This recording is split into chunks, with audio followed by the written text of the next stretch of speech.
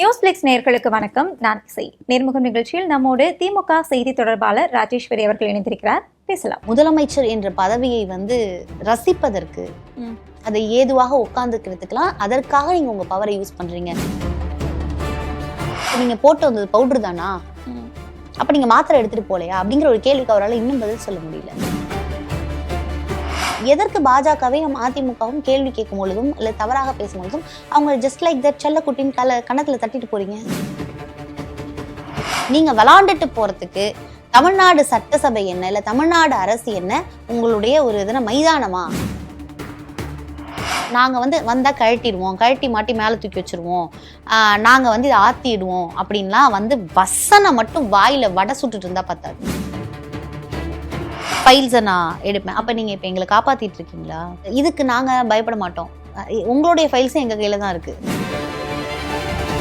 அதெல்லாம் கொடுத்தார் யாருக்காக? ஒருத்தருக்காக கொடுத்தார். ஆமா ஆமா, கொடுத்ததெல்லாம் கொடுத்தார், அவர் வேண்டியவருக்கு வேலை போட்டு கொடுத்தார். இது வரைக்கும் அவர் கொடுத்தது அவ்வளவுதான். ஆச்சி மசாலா, எந்த சமையலும் ருசி தேடும் ரகசியம். 20 ரூபாய். டயா பூஸ்டர் சுகரை கண்ட்ரோல் பண்ணும், உங்க ஆரோக்கியத்தை மீட்டு தரும். சர்க்கரையை கட்டுப்படுத்துறதுக்கான எளிமையான வழிமுறை, இயற்கையான வழிமுறை. அனைத்து மருந்து கடைகளிலும் கிடைக்கும்.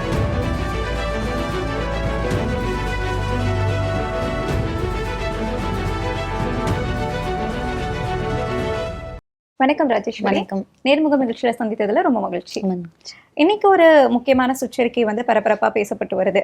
மாணவர்கள், இளைஞர்கள் இவங்க யாருமே இடதுசாரிகள் நடத்தக்கூடிய அந்த போராட்டத்துல கலந்துக்க கூடாது அப்படின்னு கல்லூரி கல்வித்துறை ஆணையர் அவர்களே ஒரு சுற்றறிக்கை அனுப்பியிருக்காங்க. இது 17ஆம் தேதியே வந்திருக்கு. இன்னைக்குதான் பேச பொருளா மாதிரி அது மறுபடியும் வாபஸும் வாங்கப்பட்டிருக்கு. எப்படி பாக்குறீங்க இந்த சுற்றறிக்கை, இந்த விவகாரத்தை? தன்னுடைய அசிங்கங்களோ அவலங்களோ அல்லது தான் செய்யக்கூடிய மனிப்புலேஷன்ஸ், இன்ஃபர்மேஷன் மனிப்புலேஷன்ஸ், அதாவது ஒரு விஷயத்தை வாய் வார்த்தையாக மட்டுமே சொல்லிவிட்டு அதை செயல்படுத்தாமல் இருக்கும் பொழுது ஒருவர் அதில் அவங்க அதில் பாதிக்கப்படுறாங்க அப்படின்னா அவங்க வெளியில் பேசக்கூடாது. ஸோ ப்ரைவேட்டைசிங் திங்ஸ் அண்ட் இர்ரெஸ்பான்சிபிலிட்டி, இது ரெண்டுத்தையும் யாரும் கேள்வி கேட்கக்கூடாது. கேள்வி கேட்டால் அவங்க அரெஸ்ட் செய்யப்படுவாங்க. அப்படிங்கிற ஒரு முதலாளித்துவ மனப்பான்மையை முதல்வர் கையில் எடுப்பது போன்ற ஒரு ஆர்ட் ஃபார்மாக தான் இதை நான் பார்க்குறேன். ஸோ முதலாளித்துவத்தை அடக்க வேண்டும் அப்படின்னு, முதலாளித்துவத்தை அடக்க வேண்டும் தான் நம்ம முதலமைச்சரை கொண்டு வந்தோம்.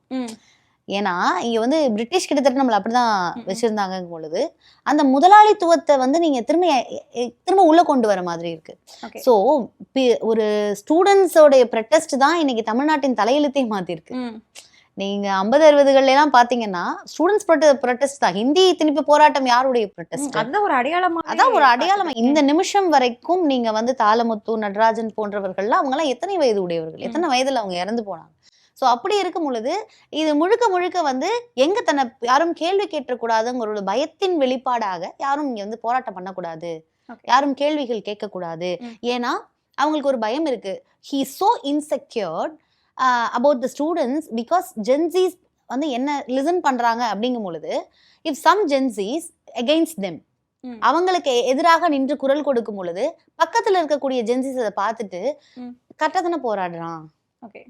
ஸோ இந்த இன்ஃபர்மேஷன் அவனுக்கு டிரான்ஸ்ஃபர் ஆயிடக்கூடாது, இந்த இன்ஃபர்மேஷன் அவனுக்கு பாஸ் ஆயிடக்கூடாது. ஸோ சைக்கலாஜிக்கலி அவர் கெடிவாளம் போடுறாரு.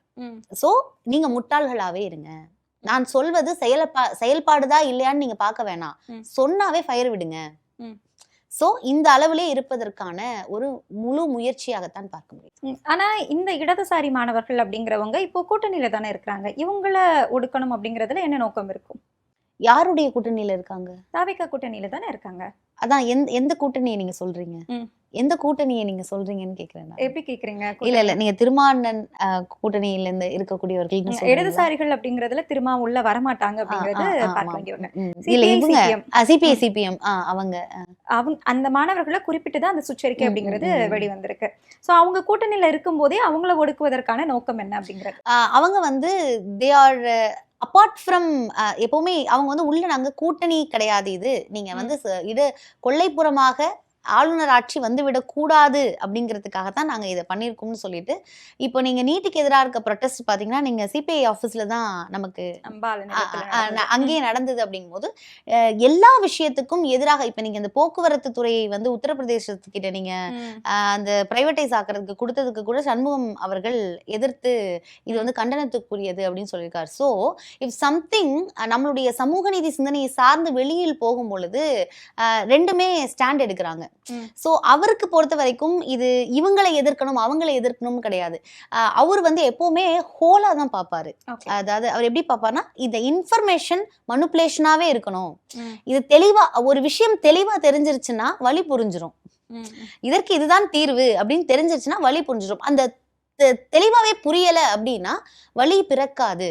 அதனால இவங்க வந்து யாரும் போராடினா ஆல்ரெடி இருக்கக்கூடிய நம்மளுக்கு ஃபயர் விட்டுக்கிட்டு எந்த செய்கையும் செய்யலை. இப்ப பெண் பாதுகாப்பு பெண்களுக்கு பாதுகாப்பு இல்லைன்னு கீர்த்தனா அவர்கள் கண்ணை விழித்து கொண்டு கேமரா முன்னாடி வந்து நின்று பயங்கர ஆவேசமாக பேசியதை நாம் பார்க்கிறோம். எங்க போனாங்க அவங்க?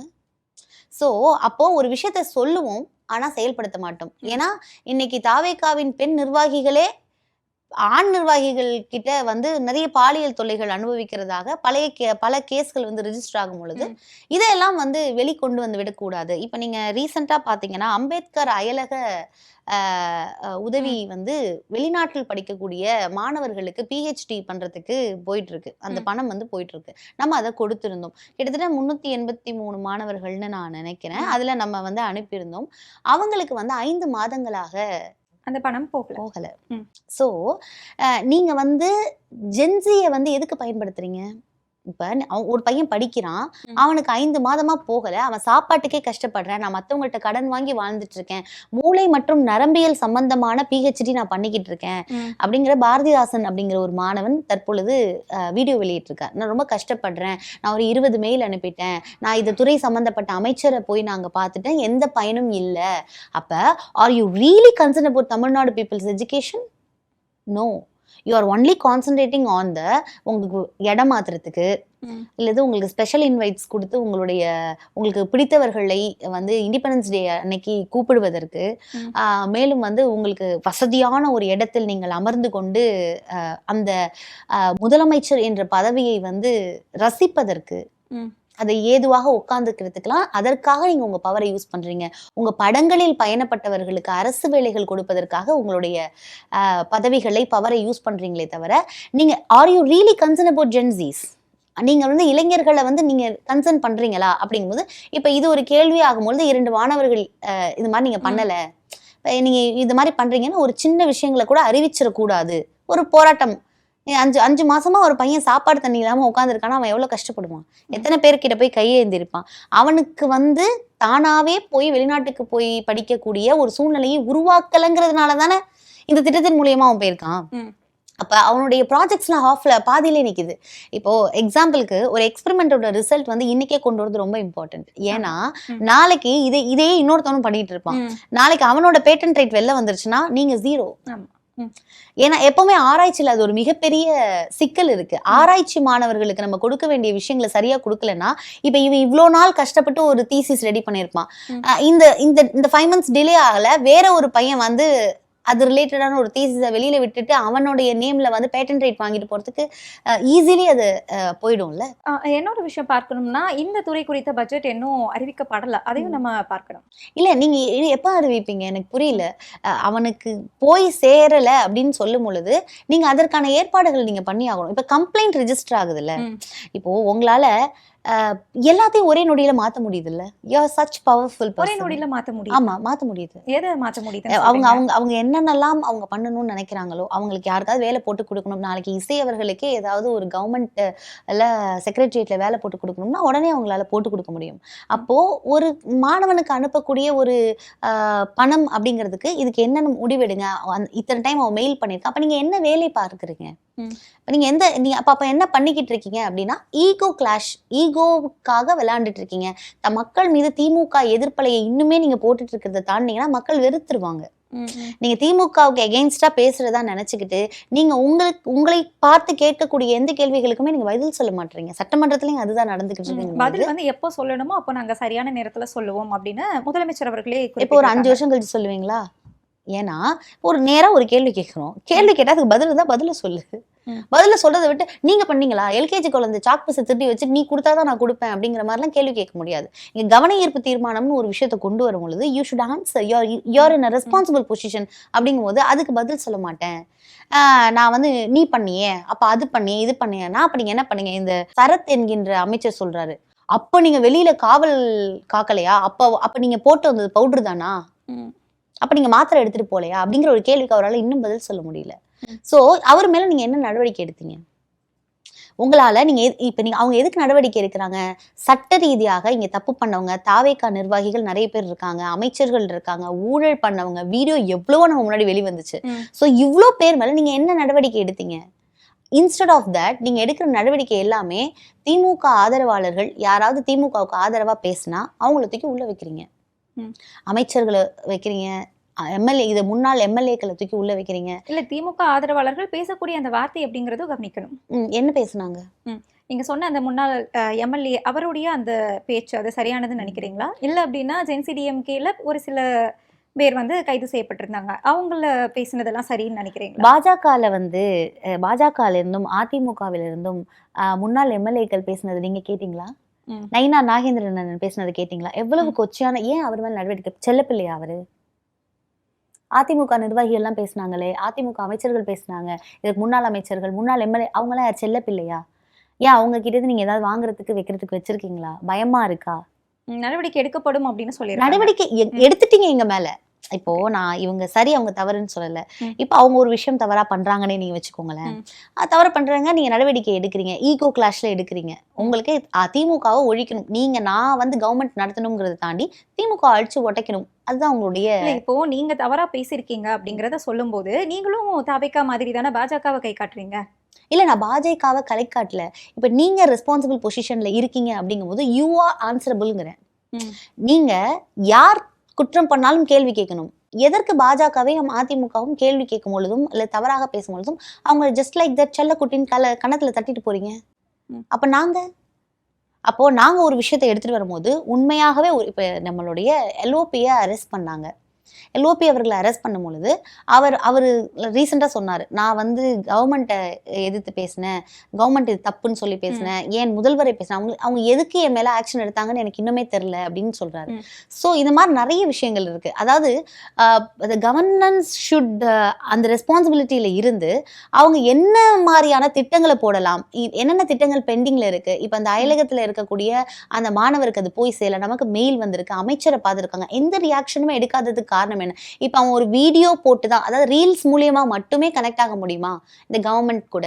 அப்ப நான் சாதாரணமா வந்து பண்ண முடியாது. ஸோ இதெல்லாம் வந்து உங்களுடைய நெக்லிஜென்ஸ், உங்களுடைய மிஸ்டேக்ஸ். இதை நீங்க கரெக்ட் பண்ணிக்காம நீங்க அதற்கான விடயங்கள் என்ன அப்படின்னு பதில் சொல்லாம நீங்க வரவங்க போறவங்க எல்லாம் திட்டிக்கிட்டு இருக்கிறதுக்கும் இல்ல தூக்கி ஜெயில போடுறதுக்கும் உங்களுக்கு வேண்டியவங்களுக்கு கவர்மெண்ட் பொறுப்பு கொடுக்கறதுக்குமான இடமா இது? நீங்க விளாண்டுட்டு போறதுக்கு தமிழ்நாடு சட்டசபை என்ன, இல்ல தமிழ்நாடு அரசு என்ன உங்களுடைய ஒரு எதனா மைதானமா அப்படிங்கிற ஒரு கேள்வி இருக்கு. சட்டசபைக்குள்ள விளையாண்டுட்டு மட்டும்தான் போறாங்களா? இந்த பட்ஜெட்ல வந்து எத்தனையோ திட்டங்கள் எல்லாமே அறிவிக்கப்பட்டிருக்கு.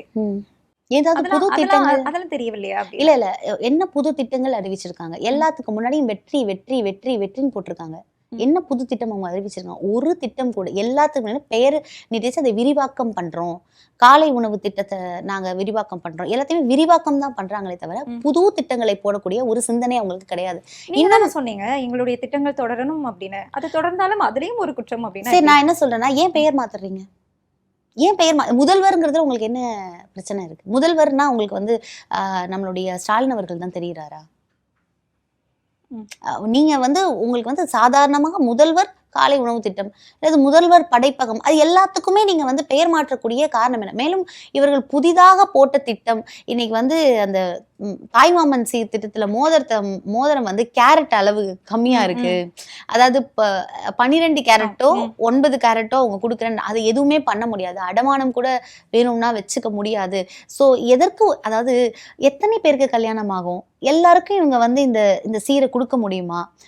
கவர்மெண்ட் குழந்தைகள் எத்தனை பேர் பிறப்பாங்க? எல்லாருக்குமே இதை பாசிபிளா எடுத்துட்டு போறதுனால அவங்களுடைய எஜுகேஷனல் growthல ஏதாவது ஒரு முன்னேற்றம் இருக்குமான்னு நான் கேட்கிறேன். அதாவது ஒரு திட்டம் வந்து இப்ப நான் முதல்வன் ஒரு திட்டம் இருந்துச்சு. அந்த நான் முதல்வன் திட்டத்தின் மூலியமா we got the results. நம்ம வந்து யூபிஎஸ்சி எக்ஸாம்ஸ்ல நம்ம மாணவர்கள் நிறைய மார்க் எடுத்தாங்க. சோ ஒரு திட்டம் ஒரு மாணவனுடைய சூழ்நிலையே மாத்தணும். நீங்க போடுற திட்டத்தினால என்ன சூழ்நிலை மாறும்? அரசு மருத்துவமனைக்கு வரக்கூடிய அந்த எண்ணிக்கை வந்து உயரும் அப்படின்னு அருண்குமார் அவர்கள் தெரிவிச்சிருந்தாங்க. அரசு மருத்துவமனையில் எண்ணிக்கை உயர்த்தணும் அப்படின்னா நீங்க நல்ல ஃபெசிலிட்டி பண்ணி கொடுங்க. இதுல இன்னொருத்தர் சொல்றாரு, ஒரு அமைச்சர் ஒரு டிபேட்ல பேசும்போது, தங்கம்ங்கிறது சுபிக்ஷம். என்ன சுபிக்ஷம்? என்ன தங்கம் சுபிக்ஷம்ங்கிறாரு. இன்னொருத்தர் அவர் அமைச்சர் சொல்றாரு, உங்க மொழியை விட பைபிள் அன்பின் மொழி. இது என்னது? இது அமைதி மொழி. என்ன பேசிட்டீங்க? எனக்கு கேட்டா செம்ம கோபம் வருது அதை பார்க்கும் பொழுது. ஏன்னா தமிழ் மொழி, இன்னைக்கு தமிழ் மொழி இல்லைன்னா இன்னைக்கு அவுராங்க கிடையாது. தமிழ்ல வந்து பைபிள மொழிபெயர்க்கலன்னா உங்களுக்கு புரிஞ்சிருக்காது. அப்ப இந்த டூ இஸ் டிஃப்ரெண்ட் சப்ஜெக்ட். இது வேற அது வேற. அப்படிங்கும் பொழுது எப்படி நீங்க வந்து ஒரு மக்களுடைய பிரதிநிதியாக இருந்து கொண்டு மதங்களை கையில் எடுத்து பேசுறதா இருக்கட்டும், மொழியை இழிவுபடுத்துறதா இருக்கட்டும், என்ன ஆக்ஷன் எடுத்தீங்க நீங்க அவர் மேல? உங்களுக்கு என்ன மொழிப்பற்று இருக்கு? உங்களுக்கு என்ன சமூக நீதி சிந்தனை இருக்கு? வாய்க்கிழிய பெரியாரை பற்றி மட்டும் பேசி கொண்டிருந்தால் மட்டும் பத்தாது. நீங்க அவர் சொல்றாரு, கிட்டத்தட்ட கலைஞரை பற்றி பேசுகிறார். ரஞ்சித் அப்படிங்கிற ஒரு அமைச்சர் வந்து கலைஞரை பற்றி, கருணாநிதி அப்படின்னு குறிப்பிட்டு பேசுறார். இன்னைக்கு கர்நாடகால 3 பேர் இறந்திருக்காங்களே, 3 பேரை சுட்டு கொண்டிருக்காங்களே. ஏதாவது ஒரு கண்டன ஆர்ப்பாட்டம் நடத்துனீங்களா? ஏதாவது ஒரு கண்டன ஆர்ப்பாட்டம் நீங்க இது வரைக்கும் நடத்திருக்கீங்களா? எந்த அறிக்கையும் கிடையாது. அந்த கேள்விக்கு நம்ம பதில் சொல்ல முடியாம இருக்கமேங்கிற ஒரு எண்ணம் கூட ரஞ்சித் அவர்களுக்கு கிடையாது. அவர் எழுந்து எவ்வளவு ஆவேசமாக கருணாநிதி அவர்களை பற்றி, கலைஞர் கருணாநிதி அவர்களை பற்றி அவர் பேசுகிறார் அப்படிங்கும் பொழுது உண்மையிலே கோபம் வருது. இன்னைக்கு அவர் அங்க நின்று பேசுகிறார் அப்படின்னா அதற்கு காரணம் கலைஞர். இன்னைக்கு போக்குவரத்து துறைன்னு ஒரு துறையை உருவாக்கி கொண்டு வந்தது கலைஞர். அப்படிங்கும் பொழுது இதை எப்படி இவங்க எந்த ஒரு ஹிஸ்டரியுமே படிக்காம ரொம்ப தாந்தோதித்தனமாக, ஆங்காரமாக, ஆணவமாக பவர் கையில இருக்கு அப்படிங்கிற ஒரு ஆணவத்தின் கீழே தான் இவங்க வந்து மூவ் ஆன் ஆயிட்டு இருக்காங்க. இன்னைக்கு தமிழ் மொழி வந்து தமிழ் தாய் வாழ்த்து வந்து 3ஆவதாக ஒழிக்கப்படுகிறது. இவர் வந்து இங்க உள்ள வரும் பொழுது எங்க பண்பாடு, நாகரீகம், என் தமிழ் மக்கள், என் தமிழ் மொழி, இன்னைக்கு பவரை காட்டுறேன் பவரை புடுங்கி விட்டதுதான் மிச்சமா இருக்கு. வாழ்த்து முதல்ல 3ஆவதாக பாடணும் அப்படின்னு எந்த கட்டாயமும் இல்ல, முதல்ல பாடலாம் நீதிமன்றமே இன்னைக்கு சொல்லிருச்சு. முன்னாடி சொல்லிட்டாங்க. ராசா அண்ணன் பார்லிமெண்ட்ல கிழிச்சு எடுத்துட்டாரு. அவர் சொன்னாரு, வந்தே மாதரம் 2 ஸ்டான்ஸா தான் பண்ணணும், 4 ஸ்டான்ஸா பண்ணணும்னு அரசியல் சட்டத்திலே இல்ல, இப்படிதான் பண்ணணும் அப்படிதான் பண்ணணும், எந்த சட்டமும் இல்லைன்னு அங்க பேசிட்டாங்க. எல்லா விஷயங்களுக்கும் திமுகன்னு கிரெடிட்ஸ் எடுத்துக்கிறீங்களே. அப்புறம் யார் அதை பண்ணா? அதிமுக பண்ணுச்சா? திமுக தானே அதுக்கு சட்டம் கொண்டு வந்தது. அப்போ நாங்க செஞ்சதையே நீங்க ஒத்துக்க மாட்டீங்க. ஆனா இங்க வாயில மட்டும் ஒருத்தவங்க வடை சுட்டுட்டு இருக்காங்கல்ல, இந்த வாயால வடை சுடுறவங்கள அவங்கள நீங்க வந்து ஃபயர் விடுறீங்களா? எப்படி விடுறீங்கன்னு கேக்குறேன்.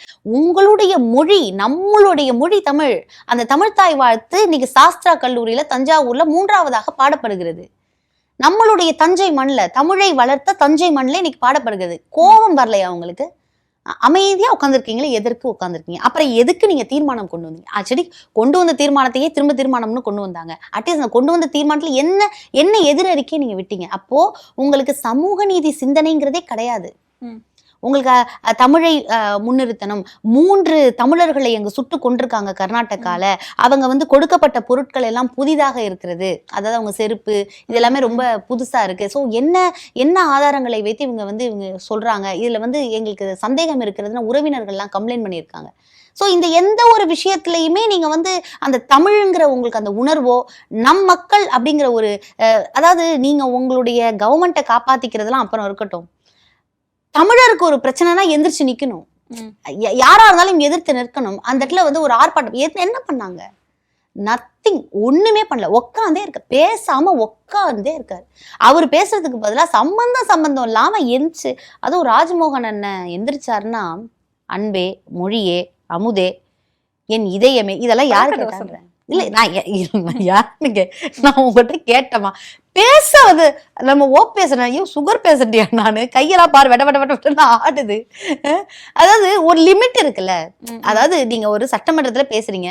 நிர்மல்குமார் அண்ணன் வந்து அவரு வந்து ரொம்ப அதிகமான வார்த்தைகளை பயன்படுத்தி நீங்க வந்து உண்ணாவிரதம்னு சொல்லிட்டு பொய் நாடகம் ஆடினீங்க. அந்த மாதிரிலாம் பேசும்பொழுது நமக்கு என்ன தோணுது அப்படின்னா, அவங்க வந்து நம்ம மீதான வெறுப்பை தான் அங்கு உமிழ்ந்து கொண்டு இருக்கிறார்கள். அது ஒரு அரசியல் பேச்சுரையாகவே அது இல்லை. இது நடத்திருக்கோம், இதை நாங்க பண்ணிருக்கோம், நீங்க அன்னைக்கு அதை பண்ணீங்கிற ரெஸ்பெக்ட் வேணும். ஒரு அரசியல் இப்ப அம்மையார் ஒண்ணு பண்ணிருக்காங்கன்னா இது அவங்க ஆமா இதை பண்ணாங்க, இதை கொண்டு போய் 9வது அட்டவணையில அந்த இடஒதுக்கீட்டை வந்து 9வது அட்டவணையில கொண்டு போய் வச்சாங்க, இன்னும் பாராட்டி பேசுறோம்ல. சோ அதையும் வந்து நம்ம தவறா பேசக்கூடாது. சோ அது போல பல விஷயங்களை நீங்க வந்து பாராட்ட வேணாம்.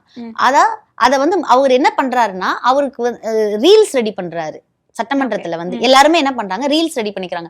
இப்ப நம்ம இந்த ஸ்டேட்மெண்ட் நம்ம பேசணும் அப்படின்னா அதை நம்ம கட் பண்ணி போட்டோம் அப்படின்னா நம்மளுடைய ஆதரவாளர்கள் விர்ச்சுவல் வாரியர்ஸ் நம்ம வச்சிருக்கோம், அவங்க இதுக்கு ஃபயர் விடுவாங்க அப்படின்னாரு. ஆனா சட்டசபையில நம்ம சபாநாயகர் அவரு ஃபயர் விட்டாரு, ரிஜெக்டட், வெளில போங்க, சபை குறிப்பில நீத்துக்கல, நீ பேசுற சபை குறிப்பில நீத்து, எல்லாரையும் சபை குறிப்பில நீக்கிட்டே இருக்க. அவ்வளவு அநாகரிகமான பேச்சு. உங்கள் பேச்சே இப்படி இருக்கும்போது உங்க செயலில் என்ன நாகரிகம் இருக்கும்? அப்ப தமிழ் மண்ணை, தமிழை வந்து தமிழ் மண்ணை, தமிழ் சமூகத்தை, எங்களுடைய கல்வியை எல்லாவற்றையும் கொலாப்ஸ் பண்றதுக்காக ரெடி ஆயிட்டாங்க. தயவு செஞ்சு பள்ளி கல்வித்துறை சம்பந்தப்பட்ட விஷயத்தில் மட்டும் இவரு ராஜ்மோகன் அண்ணா பேசணும். உயர்கல்வித்துறையில அமுதன் ஏன் இன்னைக்கு அடித்து கொல்லப்பட்டிருக்கிறார், ஆனா அமுதன் ஏன் கொல்லப்பட்டாரு அப்படின்னு கேட்டா கும்பல் கோஷ்டி மோதல் அப்படின்னு உங்கள்கிட்ட நாங்க கேட்கவே இல்லையே. நீங்க ஏன்ச்சு ஒண்ணு சொன்னா நெஞ்சுரம் இருந்தா எழுந்து சரியான பதில சொல்லணும். அவங்க பேரண்ட்ஸ் வெளியில வந்து இன்டர்வியூ கொடுக்குறாங்க. இப்படி பல விஷயங்கள் இங்க நடந்துகிட்டு இருக்கும் பொழுது அடித்து அங்க 20-30 பேர் அவங்களை அடித்து கொண்டிருக்கிறார்கள் அப்படிங்கிற டேட்டா இருக்கு. அந்த பையன் உடம்புல காயங்கள் இருக்கு. நாளைக்கு வந்து ஒரு பிரச்சனைனா வெளியில வந்து சொல்றதுக்கே பயப்படக்கூடிய ஒரு நிலையை உருவாக்கி இருக்கிறது தாவேகா அரசு, முக்கியமாக காவல்துறை. எப்படி அவங்க லீக் பண்ண முடியும்? இவங்க தான் பண்ணாங்கன்னு இவங்க ஒருத்தவங்க சாட்சி சொல்றாங்கன்னா அந்த சாட்சிக்கு பாதுகாப்பு கொடுக்க வேண்டியது இந்த அரசாங்கம். அதை கொடுக்க தவறி அந்த பையனை வந்து நீங்க இன்னைக்கு மரணம் அடைஞ்சிருக்கார். அதே மாதிரி ஒரு பையன் திருவொற்றியூர்ல தனுஷ் அவர்கள் இன்னைக்கு மரணம் அடைஞ்சிருக்கார். இதுல நீங்க இப்ப நாங்க வந்து வந்தா கழட்டிடுவோம், கழட்டி மாட்டி மேல தூக்கி வச்சிருவோம், நாங்க வந்து இதை ஆத்திடுவோம் அப்படின்லாம் வந்து வசனம் மட்டும் வாயில வடை சுட்டுட்டு இருந்தா பத்தாது. அப்ப நீங்க வந்து இப்ப என்னத்தை கழட்டி மாட்டினீங்க? இங்க இவ்வளவு படுகொலைகள் நடந்துகிட்டு இருக்கு, இங்க இவ்வளவு ஆணவ படுகொலைகள் நடந்துகிட்டு இருக்கு. திருமாவளவன்ட்ட எனக்கு என்ன கேள்வினா, ஆணவ படுகொலைகள் இங்க நடந்துகிட்டு இருக்கு, 100 நாள் கழிச்சு கூட்டணி வைக்கிறேங்கிறாரு. ஆணவ படுகொலை இந்த மாதிரி நடந்திருக்கு, இதுக்கு என்ன கண்டனத்தை அவர் தெரிவிச்சாரு? ஆணவ படுகொலைகள் இப்பதான் புதிதாக நடக்குதுன்னு சொல்ல வரீங்களா? இதற்கு முன்பாக நடந்த பொழுது நாங்கள் எதிர்த்து அவங்க என்ன சொன்னாங்க, தாவேகால இருந்து நாங்க வந்தா இது எதுவுமே இருக்காது, வாஷ் அவுட் ஆயிடும், நாங்க பயங்கரமா நாங்க ஒரு விஷயத்த பண்ண போறோம்னு அவங்க ஏதோ ஒண்ணு சொன்னாங்க. அப்படிங்கும் பொழுது அதற்கான என்ன நடவடிக்கை திட்டங்களை இந்த தடவை அறிவிச்சிருக்காங்க. அது தொடர்பா நிதி அறிக்கையிலையோ இல்லது இந்த சட்ட ஒழுங்கு சம்பந்தப்பட்ட விஷயங்களை என்ன திட்டத்தை அவங்க அறிவிச்சிருக்காங்க? கிடையாது. They are not taking any step. நான் வந்து உட்காந்துட்டேன், இனிமே என்கிட்ட கேள்வி கேட்காத, நான் இப்ப எல்லாத்தையும் பிரைவேட்டைஸா மாத்துவேன், நான் வேலை பார்க்க மாட்டேன், வேலை பார்க்காம இருக்கிறதுக்கு கார் கொடுத்துருவேன், அதுக்கு சம்பளம் கொடுத்துருவேன், காருக்கு போக்குவரத்து செலவை நான் கொடுத்துருவேன், அதுக்கு ஒரு ஆள் வச்சுப்பேன், அதுக்கும் சம்பளம் கொடுத்துருவேன், நான் ஜாலியா இருப்பேன். அதுவும் இல்லாம எனக்கு சின்ன இடத்துல எல்லாம் உட்காந்து என்னால பார்க்க முடியாது, எனக்கு I want a big space. நான் வந்து அதுல அது ஒரு மாதிரி நான் போஷாவே வாழ்ந்துட்டேன், அதனால நான் இப்படிதான் இருப்பேன். ஸ்பேஸ் வந்து முதலமைச்சருக்கு கிடையாது, அவங்கள பார்க்க வரவங்களுக்கு அப்படின்னு குறிப்பிட்டிருக்காங்க. இதுக்கு முன்னாடி பார்க்க வந்துட்டு தானே இருந்தாங்க, என்ன தப்புங்கிற? முதலமைச்சர் எப்படி ஒரு நாளைக்கு புரியல, ஒரு கழிவறை வசதி கட்டுங்கிற என்னங்க இடமா இல்ல தலைமைச் செயலகத்துல பக்கத்துல கழிவறை வசதியை கட்டுங்க. நான் என்ன சொல்றேன்னா, இப்ப இங்க ஆகுற செலவு விடவா கழிவறையில கட்டுறது செலவாயிட போகுது? இருக்கிறதெல்லாம் அதை எதெல்லாம் மாற்ற முடியும், எதெல்லாம் தேவைகள் இருக்கோ அதை மாற்றி அமைங்க, அங்கேயே மாற்றி அமைங்கன்ற. நான் அதை விட்டுட்டு நான் புது இடத்துல தான் உட்காருவேன் அப்படின்னு சொல்லிட்டு நீங்க ஒன்று சொல்றீங்க. மேலும் இருக்கிற குடிகளை எல்லாம் மேகமலையில இருக்கக்கூடிய குடிகளை நீங்க அவங்களோட இடத்த காலி பண்ணிட்டு நீங்க ஒரு இடத்துல உட்காந்துக்கணும்னு நினைக்கிறீங்களே, இது எந்த வகையில சமூக நீதி அரசியல்? பெரியார் பெரியார் பெரியார் என்று வாய்க்கிலிய கத்தினால் மட்டும் பத்தாது. நான் பெரியார் செல வச்சுட்டா நான் பெரியார்வாதியா? இல்ல, அந்த சில கூட திமுக அலுவலகத்துல இல்ல அப்படிங்கறது ஒரு யார் சொன்னா? இன்றளவும் பெரியாரினுடைய வார்த்தைகளை தூக்கி பிடிக்கிறது யாரு? நாங்க தான் தூக்கி பிடிக்கிறோம். பெரியார் வந்து சமூக நீதியை கடைபிடிக்கிறார். இன்ற அளவுக்கும் எங்களுடைய கொள்கையில் நாங்க எதிர்த்து ஒவ்வொரு விஷயத்துக்கும் பெரியாரை வைத்துதான் போராடி கொண்டிருக்கிறோம். பெரியாருங்கிற மனிதரை திராவிட முன்னேற்ற கழகம் என்றைக்குமே கைவிட்டது கிடையாது. தூக்கி பிடிச்சதுனாலதான் இன்றளவும் நாங்கள் இப்படியாக இருக்கிறோம். அது எல்லாருக்குமே தெரியும். ஏன் நீங்க இவங்க எல்லாம் மற்ற கட்சிக்காரங்க சொல்ல, நீங்க என்ன பெரியார் அண்ணாவை நீங்க சொந்த கொண்டாடுவீங்களா? அப்ப இந்த மாதிரியான எண்ணம் உங்களுள் வர அளவுக்கு நாங்கள் பெரியாரையும் அண்ணாவையும் எங்கள் கொள்கை தலைவர்களாக வச்சு நாங்க இருந்துட்டு இருக்கோம் அப்படிங்கும்போது இது பெரியாருடைய சிலையும் அண்ணாவின் உடைய முகமும் அவர்களுடைய வரிகளும் அவங்களுடைய சமூக நீதி கொள்கைகளும் எங்கள் நெஞ்சில் அடிக்கப்பட்டிருக்கிறது, எங்கள் நெஞ்சில் இருக்கிறது. அதை இந்த அளவுக்கு நாங்க ஃபாலோ பண்ணிட்டு இருக்கோம். இவ்வளவு பேசுறாரே, சனாதானத்தை பற்றி ஏதாவது பேச சொல்லுங்க. அது குறித்த பிரச்சனைகள் வரும்போது அவங்க பேசுவாங்க. எப்ப வரல சனாதானத்தை பத்தி எப்ப பிரச்சனை வரல?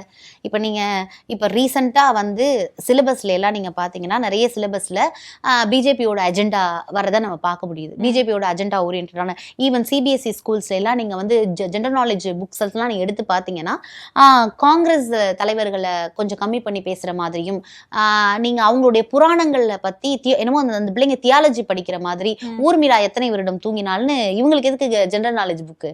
சோ இதெல்லாம் வந்து உங்களுக்கு இதெல்லாம் நீங்க பாக்கணும் தானே. இப்ப பள்ளி கல்வித்துறை வச்சா மத்ததுக்கெல்லாம் எடுத்து பொன்னே மானே கனியே அமுதேன்னு பேசுறாருல, இதெல்லாம் எடுத்து பார்க்க சொல்லுங்க. பார்த்துட்டு அப்ப அவங்க பப்ளிஷர்ட்ட சொல்லிட்டு மாத்த சொல்லுங்க. சோ இது மாதிரி நீங்க எந்த ஒரு விஷயத்திலயுமே இதெல்லாம் என்ன இது அவங்களுடைய மனு கொள்கை கொண்டாந்து அவங்க வைக்கிறாங்க. அப்போ நீங்க அந்த விஷயத்த வந்து நீங்க ஒரு விஷயத்தை எதிர்த்து நீங்க இப்ப நடந்தாலுமே பேச மாட்டாருங்கிறனா, நீங்க பேசுவாருங்கிறீங்களா? பேச மாட்டாரு. அது எப்படி நம்மளே சொல்ல முடியும்? அசம்ஷனா? அசம்ஷன் இதுக்கு முன்னாடி பேசியிருக்காரான்னு நான் கேட்கிறேன். தமிழ் மொழிக்கு இந்த நேரம் கண்டன அறிக்கை விட்டுருக்கணும்ல. நேற்று எப்படி நீங்க தஞ்சாவூர்ல மூணாவதா தமிழ் பேசல? ஏன் பேசல? ஏன்னா அவர் பேச மாட்டார். எம்எல்ஏக்களுக்கு வந்து கார் கொடுக்குறாங்க, 75,000 ரூபாய் கொடுக்குறாங்க அப்படின்னு சொல்லியிருக்கீங்க. இதுல இன்னொரு விஷயம் என்ன அப்படின்னா, ஒரு கார் கூட இல்லாத ஒரு சாமானியர் கூட இன்னைக்கு வந்து எம்எல்ஏவா உட்கார்ந்துருக்காங்க அப்படிங்கிற ஒரு விஷயமும் இருக்கு. உங்ககிட்ட டேட்டா இருக்கா? அவங்களுக்கு யாருக்குமே சொத்து இல்லைன்னு எல்லாமே போய் டேட்டான்னு எல்லாத்தையும் வெளியில எடுத்து போட்டாச்சு. அஃபிடவிட் இருக்கு. அஃபிடவிட் அதான் உங்கள்கிட்ட இருக்கு. உங்கள்கிட்ட அஃபிடவிட்ல என்னென்ன யாருக்கு எவ்வளவு சொத்து இருக்கு, ஆட்டோ ஓட்டுறன்னு சொல்லிட்டு வந்தவங்களுக்கு எவ்வளவு சொத்து இருக்கு, அது வந்து குறிப்பிட்ட 2-3 நபர்கள். ஆனா இன்னைக்கு சட்டமன்றத்துல பேசின அந்த அவரு குறிப்பிடுறாரு, நான் கல்லூரி படிக்கும் போதுல இருந்து ஒண்ணும் இல்லாம இருந்தேன். ஆமா, நான் வந்து லவ் ஃபெயிலியர் ஆயிருந்தேன். லவ் ஃபெயிலியர் ஆயிருந்த என்ன, வீட்டுல சும்மா இருந்த என்ன நீங்க எம்எல்ஏ ஆக்குனதுக்கு ரொம்ப நன்றி. இது வரைக்கும் அது அப்படி சொல்லக்கூடாது. அது எப்படி சொன்னா, இது வரைக்கும் நான் எதையுமே கண்டுக்காம முழுக்க உங்க படமே பார்த்துக்கிட்டு இருந்தேன். பல எண்ணங்கள்னால எனக்கு இது மாதிரி நான் உங்களே பார்த்துட்டு இருந்ததுனால எனக்கு காதல் தோல்வி ஆயிடுச்சு. ஸோ அதனால வந்து இப்போ நான் அப்படி இருந்தேன், நான் ஒண்ணுமே இல்லாமல் இருந்தேன்னா நீங்க கொண்டாந்து வந்து எம்எல்ஏ பதவி கொடுத்து கார் கொடுத்து, கார் என்பது வந்து ஒரு அது ஒரு வசதியின் குறியீடு தான். கார் என்பது வசதியின் குறியீடு. நம்ம இப்ப எண்ணத்தை கழட்டிட்டோங்கிறதுனால இந்த கார் அப்படிங்கிறது முதல் கேள்வி. மேலும் எல்லாத்தையும் பிரைவேட்டைஸ் ஆக்கிட்டு இருக்கீங்க. என்ன கேட்டா கவுன்சிலர்களுக்கு பண்ணலாம். தென் எம்எல்ஏஸ் ஐ சஜஸ்ட் கவுன்சிலர்ஸ். ஏன்னா கவுன்சிலர்ஸ் தான் லோக்கல்ல வேலை பாக்குறாங்க. இப்ப வார்டு வாரியா வேலை பாக்குறது கவுன்சிலர்ஸ். சோ அவங்களுக்கு நீங்க ஏதாவது ஒரு விஷயம் பண்ணினீங்க அப்படின்னா அட்லீஸ்ட் அவங்க ஒர்க்காவது பண்ணுவாங்க. சோ இன்ஸ்டெட் ஆஃப் தட் இவங்க வந்து எத்தனை முறை தொகுதிக்கு வருவாங்க, எத்தனை முறை இவங்க ஆய்வு பண்ண முடியும்? அவங்களுக்கு இன்னொன்னா 1,05,000 ரூபான்னு நினைக்கிறேன் சேலரி இதுக்கு முன்பாக. அதுல அந்த சேலரியோட டெஃபினேஷன்ஸ் எடுத்து நீங்க பாத்தீங்க அப்படின்னா அதுல இந்த கார் செலவு, போயிட்டு வரதுக்கான செலவு எல்லாத்தையும் சேர்த்துதான் அந்த 1,05,000 ரூபாய் அப்படிங்கிற நீங்க அந்த ஃபுல் டீடைல்ஸை கிளாரிஃபைடா பார்க்க முடியும். அது போக இப்ப எக்ஸ்ட்ரா அது போக இவங்க இப்ப 75,000 ரூபாய் கொடுக்குறாங்க. அப்படிங்கும் பொழுது இது வந்து என்னன்னா இப்ப இருக்கக்கூடிய எவ்வளவோ மக்களுக்கு தேவையான விஷயங்கள் நம்ம பண்றதுக்கு வேண்டியதா இருக்கு. நிதி பற்றாக்குறைன்னு சொல்லிட்டு 1,22,000 கோடி ரூபாய்க்கு நீங்க வந்து நிதியை வேற வாங்குறதா நீங்க சொல்லியிருக்கீங்க. சோ இதெல்லாம் நீங்க கணக்கு பண்ணி பாத்தீங்க அப்படின்னா இவங்களுக்கே அது போயிடுமே. இப்ப நீங்க அந்த ஃபார்மருக்கு பயிர்க்கடன் நீட்டிப்பு, பயிர்க்கடன் தள்ளுபடி பண்றேன், நீங்க அதுல ஏதாவது ஒரு விஷயத்த கொண்டு வரலாம். கல்வியில் சில மாற்றங்களை கொண்டு வந்து நீங்க பண்ணலாம். மேலும் இவங்க என்ன நினைச்சிட்டு இருக்காங்கன்னா புத்தகங்களை எடுத்துட்டா கல்வியில பெரிய மாற்றங்கள்னு நினைக்கிறாங்க. இந்த ஒரு சிந்தனையே எனக்கு ரொம்ப பிற்போக்குத்தனமா இருக்கு. நீங்க வந்து ஒரு புத்தகத்தை படிக்கும் பொழுதுதான் இமேஜினேஷன், கிரியேஷன் பவர் உண்டாகும். இப்ப நீங்க ஒரு வீடியோவா ஒரு விஷயம் பார்க்கும்போது அது ஆல்ரெடி வீடியோவாவே வந்துருச்சு. அது உங்க மனதுல நிக்கிறதை விட புத்தகத்தை பார்த்து படிக்க, அங்க ஒரு மரம் இருந்தது, அங்க ஒரு மரம் இருந்தது, அதன் அடியில் ஒரு திண்ணை இருந்தது, அந்த திண்ணையில் நான் அமர்ந்திருந்தேன், அப்பொழுது ஒரு மனிதர் வந்தார் அப்படின்னு நான் சொல்றத நீங்க இமேஜின் பண்ணுவீங்க. அது ரெஜிஸ்டர் ஆகும். அதனுடைய கோட்பாடுகள் நீங்கள் சாகும் வரையிலும் உங்கள் மனதிலே இருக்கும். புத்தகத்தை படிப்பதற்கும் நீங்க அதாவது நான் வந்து இதுக்கு போக வேணாம்னு சொல்லல. எஸ், ஆர்டிபிஷியல் இன்டெலிஜென்ஸ் வந்து பெரிய இடத்துக்கு நம்மளை கூட்டிட்டு போயிடுச்சு, நான் இல்லைன்னு சொல்லல. ஆனாலும் இந்த புத்தகத்தை படிக்காமலே வந்து நான் மாத்த போறேன் ஃபுல்லா அப்படிங்கிறது, அதற்கான சூழ்நிலை இன்னும் தமிழ்நாட்டில் உருவாகவில்லை. ஒரு டைம்ல உருவாகும். அந்த முறை நான் இது அப்பப்ப கொஞ்சம் நம்ம இப்ப எப்படி வந்து கலைஞர் வந்து கம்ப்யூட்டர் சயின்ஸ் அப்படிங்கிற ஒரு சப்ஜெக்ட உள்ள கொண்டு வந்து அதை நம்மள கொஞ்சம் கொஞ்சமா படிக்க வச்சு அதற்கு ஏதுவாக ஐடி துறைகளை கட்டி டைடல் பார்க்க கட்டி அதற்கு ஏற்ப மக்களை வந்து அது இன்ஜினியரிங் காலேஜ், ஸோ இன்ஜினியரிங் காலேஜ்ல ஐடி டிபார்ட்மெண்ட் கொண்டு வந்து எப்படி இது ஒரு ஸ்டெப் பை ஸ்டெப்பா இருந்துச்சோ அப்படிதான் அது போகுமே தவிர உடனே புத்தகத்தை எல்லாம் தூக்கி போட்டுட்டு இதுதான் ஒரு வளர்ச்சி. இப்ப என்னன்னா இது மட்டும் கட் பண்ணி ரீல்ஸ் போட்டுருவாங்க. இதுக்கு பாருங்க அப்படியே நாங்க வந்து சர்வதேச தரத்துக்கு உயர்ந்துட்டோம், போய் பாரு, இப்ப நாளைக்கு நீ ஸ்கூலுக்கு போ, அதே தரம் தான் இருக்கும். இதுல எங்க அதாவது எதுவுமே செயல்படுத்தாம வாயிலேயே வடை சுட்டுட்டு ஏட்டு சுரக்காய் கறிக்கு உதவாது அப்படிங்கிற மாதிரி எல்லாமே ஒரு ஜீவோ போடுறது கிடையாது ஒரு டெண்டருக்கு. நோ ஜீவோஸே வருது. ஜீவோ போடாம நீங்க என்ன பண்ணிக்கிட்டு இருக்கீங்க? சொல்றீங்களா? எல்லாத்துக்குமே ஜீவோ போட்டிருக்காங்க. இல்ல ஜீவோ போடுறது இல்ல, அறிவிக்கிறாங்க. அறிவிச்சதுக்கு அப்புறம் இப்போ நம்ம கண்ணுக்கு தெரிந்து நம்மளுடைய முதலமைச்சருடைய அந்த இடம் கட்டுறாங்க, முதலமைச்சர் இருக்கிறதுக்காக ஒரு இடம் கட்டுறதுக்கே அறிவிப்பு கொடுத்து டெண்டரே முடிக்காதவங்க வேலை ஸ்டார்ட் பண்ணிட்டாங்கன்னு குற்றச்சாட்டு வருது. இது ஒரு பெரிய விஷயமா இருந்து நம்ம பாக்குறதுனால தெரியுது. புரியுதா? இப்ப இதே மாதிரி எவ்வளவோ கவர்மெண்ட் ஒர்க்ஸ்க்கு இவங்க டெண்டர் விட்டுருப்பாங்க. அப்ப அதுவும் இப்படியே அறிவிப்பு கொடுத்து யாரோ ஒருத்தவங்க வேலையை ஸ்டார்ட் பண்ணிருப்பாங்க.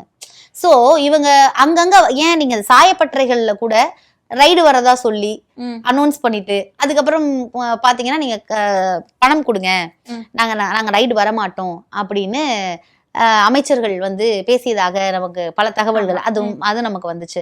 மேலும் வந்து கரப்ஷனுக்கு பணத்துக்கு பதிலாக லட்டுன்னு பேர் வச்சு லட்டு கொடுத்துட்டீங்களா, லட்டு வாங்கிட்டீங்களான்னு பாக்கல. இவங்க எல்லாம் கோட் வேர்ட்ஸ் வச்சு பேசுறது. இவங்க ஊழலை பற்றி ஏன் வழக்கறிஞர்களா அரசு வழக்கறிஞர்கள் ஆகிறதுக்கு 10 லட்ச ரூபா ஆகும், 5 லட்ச ரூபா ஆகும்னு பேசினதாக இருக்கட்டும், ஊழலாக இருக்கட்டும், இல்லது ஆணவமாக இருக்கட்டும், நான் இந்த துறை இங்க வந்துட்டேன் இனிமே எல்லாமே எங்களோட தான் அப்படிங்கிற மாதிரியான ஒரு எண்ணங்கள். ஏன்னா இந்த உலகில் மாற்றம் ஒன்றே மாறாததுங்கிற மாதிரி நத்திங் இஸ் ஸ்டேபிள் ஹியர். நாளைக்கு மாறும் எல்லாம். நாளைக்கு நம்ம எதிர்பார்க்காத ஒரு விஷயம் நாளைக்கே எல்லாம் தலைகீழா மாற முடியாது அப்படின்னு யாருமே இங்க சொல்ல முடியாது. அப்ப இவ்வளவு ஆணவம், ரொம்ப வந்து திமிரு, தாந்தோதித்தனமான ஒரு விஷயங்கள். இன்னைக்கு முதல்வர் அவர்கள் சொல்றாரு, நான் இப்ப நினைச்சா உங்களுடைய எல்லா ஃபைல்ஸை நான் எடுப்பேன். அப்ப நீங்க இப்ப எங்களை காப்பாத்திட்டு இருக்கீங்களா? காப்பாத்தல, எப்போ எடுக்கணுமோ அப்போ எடுப்போம் அப்படின்னு சொல்றாங்க. அதுதான். அப்ப நீங்க என்ன மிரட்டுறாங்களா இல்ல வந்து இதுக்கு நாங்க பயப்பட மாட்டோம், உங்களுடைய ஃபைல்ஸும் எங்க கையில தான் இருக்கு. என்ன ஃபைல்ஸ் இருக்கு? அவங்களுடைய எல்லா ஃபைல்ஸும் சொல்றேன். அங்க இருக்கக்கூடிய அமைச்சர்கள்லாம் இருக்காங்கல்ல, அமைச்சர்கள் எம்எல்ஏவா இருக்கட்டும், எல்லாரோட ஃபைல்ஸும் எங்க கிட்ட இருக்கு. முக்கியமான ஒரு அமைச்சருடைய ஃபைல்ஸ் எங்க கிட்ட இருக்கு. ஸோ நான் எங்களாலையும், ஏன்னா சட்டம் வந்து எல்லாருக்கும் பொதுவானது அப்படிங்கும் பொழுது இது ஒரு என்ன ட்ரை பண்றாருன்னு எனக்கு புரியல. இவர் வந்து யாருக்கான இவர் 8 கோடி மனிதர்களுக்கான முதல்வர் அப்படிங்கும் பொழுது அதை விட்டுட்டு மிரட்டுறது.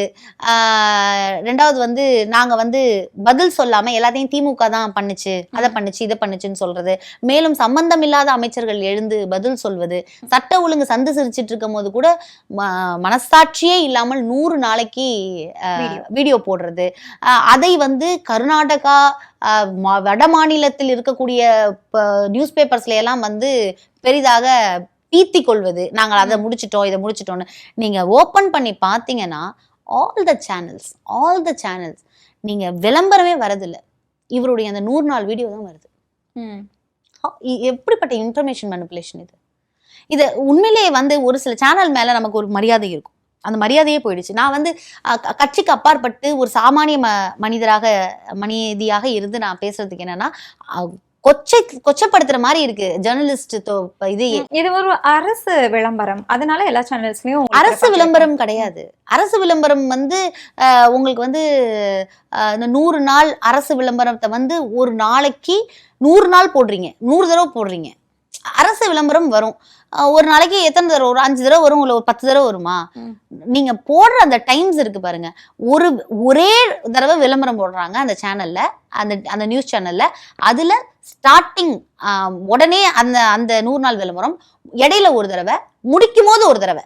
அதாவது ஒரு விளம்பரத்திலேயே 3 தடவை அதை போட்டு விஜய் விஜய் விஜய் விஜய் விஜய்ன்னு அதை ஒரு விஷயம் பண்ணி மக்களை சிந்திக்க விடாமல் இந்த அரசு வந்து முன்னேறி போகுது அப்படிங்கறதான் பார்க்க முடியுது. டோட்டல் மனுப்புலேஷன். நான் என்ன சொல்றேன், நீங்க இந்த சட்டசபையை பார்க்கறதுக்கு உண்மையிலேயே பரிதாபமா இருக்கு. ஏன்னா இப்படி இருந்துச்சு. இப்ப உண்மையிலே ஒரு எம்எல்ஏ ஆகணும், எம்பி ஆகணும் அப்படின்னு யாராவது ஒரு சாமானிய மக்கள் நினைச்சா கூட ஐயோ இங்க போய் உட்காந்துக்கிட்டு நம்மளால எப்படிடா இதுல வந்து இருக்க முடியும், இவ்வளவு நேரம் இது கடக்கிறது, இது சரியான ஒரு பதில்கள் இல்ல, இதை வாங்க முடியல. ஸோ இது ஒரு கன்ஃபியூஸ்டு ஸ்டேட்டாவே அந்த இடம் இருக்கும் பொழுது ஒரு சாதாரண மனிதர்கள் கூட அரசியல் மீது வெறுப்பு வந்துருமோ அப்படிங்கிற ஒரு எண்ணமும் நமக்கு. இப்போதான் சாதாரண மனிதர்களும் அந்த அரசியலை உற்று நோக்க அது ரொம்ப நல்ல விஷயம். தாவேக்கா வந்ததுலயே எனக்கு ரொம்ப விருப்பமான விஷயம் என்ன அப்படின்னா, அரசியலை இப்பதான் பாக்குறாங்க. ஒரு சிலர் வந்து நம்ம வந்து என்ன நினைச்சிட்டு இருக்கோம், எல்லாருமே அரசியலை கவனிக்கிறாங்க, எல்லாருமே அரசியல் போறாங்கிற ஒரு எண்ணம் வந்து பொதுவாகவே எல்லாருக்கும் இருந்தது. அதனாலதான் விஜய் அவர்கள் இந்த தேர்தலுக்கு வரும்பொழுது கூட நாங்க ரொம்ப ஈஸியா இதை கிராஸ் பண்ணி போனதுக்கு காரணம் அரசியல் அவருக்கு தெரியாது. மேலும் வந்து பல விஷயங்களுக்கு மக்கள் வந்து இவ்வளவு சீக்கிரம் இதை யோசிக்க மாட்டாங்க. ஏன்னா அவங்க உற்று நோக்குறாங்க எந்த அளவுக்கு வந்து திட்டங்கள் போயிருக்கு. நான் முதல்வன் திட்டமா இருக்கட்டும், இல்லது மகளிர் உரிமை தொகையாக இருக்கட்டும், விடியல் பயணம், எல்லாமே புது புது திட்டங்கள்.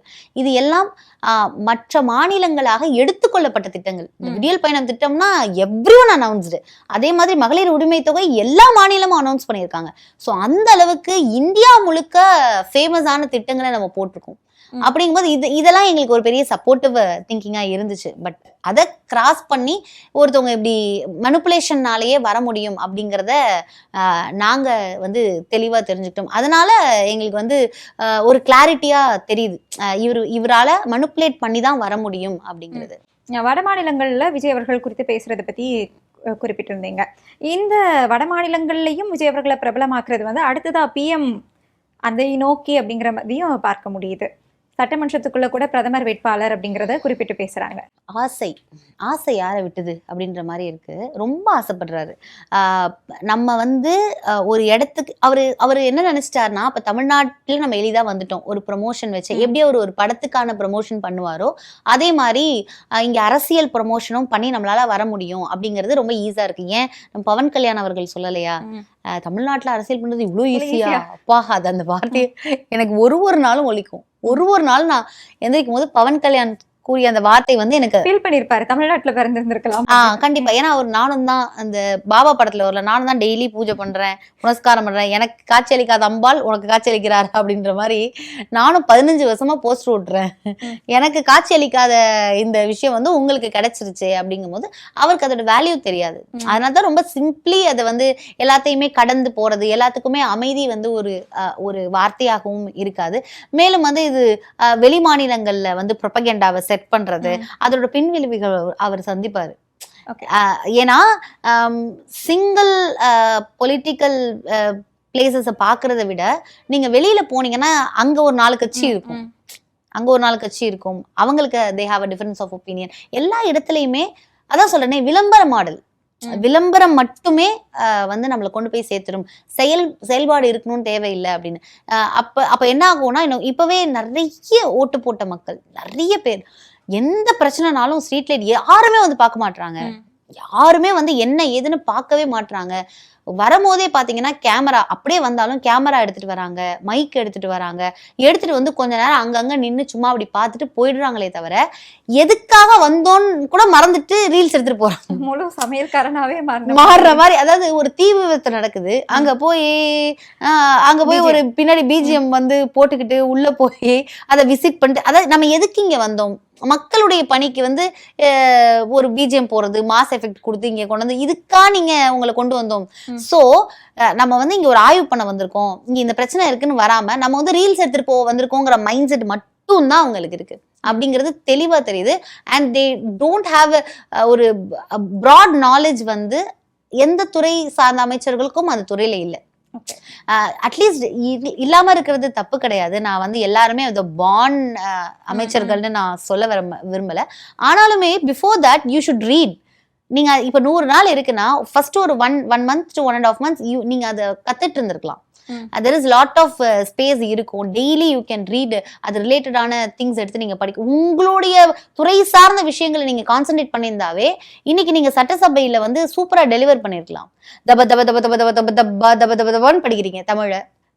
என்ன நேத்து பாடல் வேற, இன்னைக்கு ஒரு பொண்ணு பாடு, என்ன பாட அது, கொடுத்ததெல்லாம் கொடுத்தார் யாருக்காக, ஒருத்தருக்காக கொடுத்தார். ஆமா ஆமா, நாங்க ஆமான்னு தான் சொல்லுவோம். எங்களுக்கெல்லாம் எதுவுமே எங்களுக்கால எதுவுமே கொடுக்கல.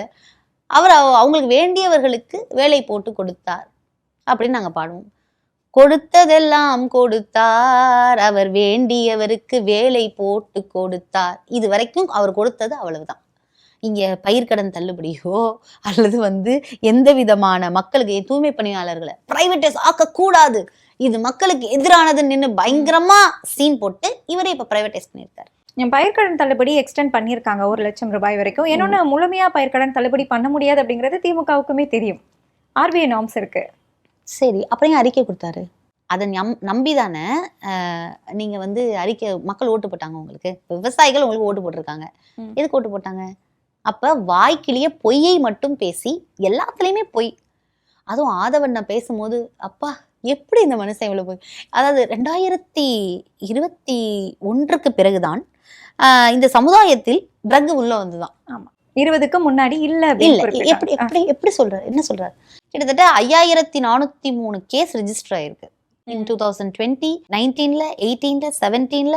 இட் கிராஜுவலி இன்க்ரீஸ்ட் இன் 2020 வரைக்கும் இன்க்ரீஸ் ஆகி, அதுக்கப்புறம் நம்ம வந்து இதுக்கு எதிராக ஒரு திட்டம், குழு திட்டம் போட்டு அதை வந்து அதுக்கு ஹேஷ்டாக் கொடுத்து எல்லா பள்ளிகளுக்கும் போய் அங்க ஒவ்வொரு கிளப் ஃபார்ம் பண்ணி இதுக்கு எதிராக நம்ம வந்து ஒரு விஷயத்த ஃபார்ம் பண்ணியிருக்கோம். அதுக்கும் மேல ஸ்டிக்கர் ஒட்டியாச்சு. ஆனா ஒரு டேட்டா கூட இல்லாம, அதாவது எனக்கு அண்ணன் சில நேரத்துல பேசும்பொழுது, ஆதவண்ணன் பேசும்பொழுது ஐ எம் ரியலி ஷாக். எப்படி ஒரு பொருள் விவகாரத்துல ஆதவர்ஜுன் அவர்கள் சொன்ன அந்த டேட்டா வந்து அரசு டேட்டா, அது உண்மை. அரசு டேட்டா, காவல்துறை வெளியிட்ட அந்த டேட்டா தான் அவங்க குறிப்பிட்டிருக்காங்க. 21ல இருந்து 24 வரைக்கும். அப்ப 2020ல இல்லன்றீங்களா? அது வந்து அவங்க இல்ல இருக்கு அப்படிங்கிறது வேற. இப்ப திமுக ஆட்சியில குற்றம் சாட்டி இருக்காங்க. இல்ல திமுக ஆட்சியை நீங்க குற்றம் சொல்றத நான் தவறுன்னே சொல்லல. நான் வந்து இவங்க குற்றம் சொல்லக்கூடாதுன்னு சொல்ல. 2020 ட்ரக் இல்லங்கிறாரு அவரு. அது உண்மையான்னு கேக்குறேன், உங்கள்கிட்ட கேக்குறேன். Okay okay. இல்ல அது உங்களுக்கு உண்மையான்னு நான் கேக்குறேன். 2020 வந்து வரைக்கும் எந்த ட்ரக் புழக்கமும் இல்லைங்கிறது உண்மையான்னு கேக்குறேன். இப்ப உங்க மேல ஒரு குற்றச்சாட்டு வரும்போது அதுக்கு தானே நீங்க இல்ல அவர் அத சொல்லல. நான் இப்ப எங்க மேல வரக்கூடிய குற்றச்சாட்டு என்ன அப்படின்னா, 2021ல திமுக தான் என்ன ட்ரக்க ஸ்டார்ட் பண்ண மாதிரி பேசினாரு. ஆனா அது அப்படி இல்லைன்னு நான் சொல்றேன். 2020ல இருந்தே 5000க்கும் மேற்பட்ட கேசுகள் இருந்துச்சு. அதற்காக ஒரு தனிப்படை அமைத்து இன்றைக்கு அவருக்கு மெடல் குத்துனீங்கல்ல ஒருத்தரை கூப்பிட்டு, இந்த ட்ரக்குக்காக, அதுக்காக நீங்க அவருக்கு மெடல் கொடுத்தீங்க. அந்த மெடல் எதுக்கு கொடுத்தீங்க?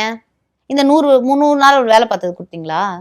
அப்போ ஒருத்தர் ஒரு விஷயத்தை எடுத்திருக்காரு, அதை சரியா கொண்டு போயிருக்காரு, அதற்கான விஷயங்களை கொண்டு வந்து நிறுத்தியிருக்காரு. ஸோ அதனால நீங்க இன்னைக்கு அவரை கூப்பிட்டு மெடல் கொடுத்து இன்னைக்கு அவரை வந்து நீங்க பாராட்டிட்டு இருக்கீங்க. அப்படிங்கும் பொழுது எதன் அடிப்படையில 2020 வரைக்கும் ட்ரக் தமிழ்நாட்டுல இல்லைங்கிறது ஒரு பிக் அக்யூசேஷன். அதாவது திமுக பீரியட்ல ட்ரக் இருந்துச்சு அப்படின்னு பேசுறது இஸ் a different accusation. ஆனா அது வரைக்கும் இல்ல, இவங்க வந்ததுக்கு அப்புறம் தான் இருந்துச்சுன்னு ரீல்ஸுக்காக ஒரு விஷயத்தை கொண்டு போக கூடாது.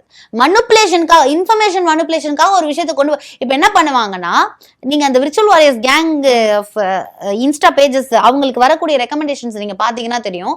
அதுல என்ன பண்ணிருப்பாங்கன்னா, ஆதவ் அவர்கள் இதை மட்டும் பேசினதை கட் பண்ணி போட்டுட்டு திமுக தான் காரணம். அவங்களுக்கு புரியுதா? ஸோ அந்த மாதிரி அதை கொண்டு போய் வைக்கிறதுக்கு அவங்களுடைய மக்களை வந்து ஜாலி படுத்திட்டே இருக்கணும். தே வாண்ட் லைக் எப்படி ஒரு படம் வந்து அதுல வந்து ரொம்ப ஜோஷான சீன்ஸ் எல்லாம் எப்படி நம்ம வந்து அவங்கள ஒரு உத்வேகப்படுத்துமோ, உட்கார வைக்குமோ, அந்த மாதிரி மக்களை வந்து உட்கார வச்சு கை தட்டுறதுக்கான ஒரு மென்டல் மேனிபுலேஷனை திரும்ப திரும்ப பண்ணிக்கிட்டே இருக்கிறது வந்து சமுதாய படுகொலைக்கு சமமானது. அது உண்மையிலேயே சமுதாய படுகொலை. ஏன்னா அந்த பிள்ளைய நீ யோசிக்க விட மாட்டேற. நீ யோசிக்க விட்டால் தான் அந்த பிள்ளை படிச்சு அடுத்து மேல போகுமே தவிர, இப்பயே பயங்கர மனுப்புலேஷன்.